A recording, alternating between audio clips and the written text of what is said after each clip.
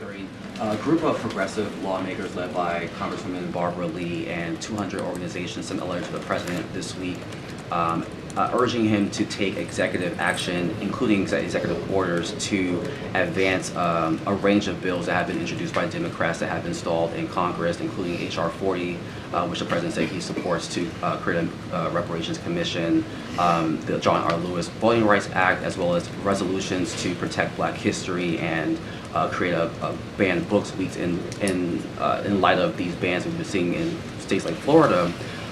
Has the White House received this letter, and does the president believe that his racial justice agenda has been effective, and does he think that he can do more through executive action? So let me just say that a lot of, and yes, we have received the letter, and a lot of the items in the letter that has been, issues that have been outlined is some of the causes that the president has championed over the past 3 years. The president has taken, as you know, historic actions as it relates to voting rights here, strengthening voting rights on the federal level. He's taken action to raise wages.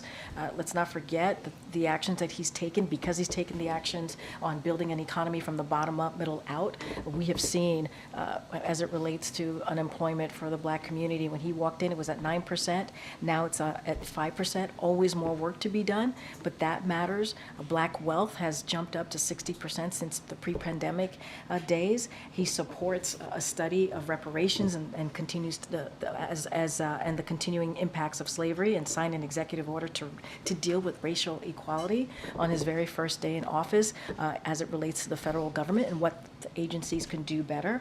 And also, you know, he's spoken about banning of books as it relates to Black history. So the president's is committed to making sure that we address racial inequalities here, and he's going to continue to take action to make sure no communities are left behind. And as I just stated, he's taken historic executive action on this issue. This is a priority for this president. When he walked into this administration, he talked about the different crises that our country was dealing with. Climate change, it was COVID at the time, the economy at the time, racial inequality was part of that as well. And so he's committed. He's committed. You're trying to get me.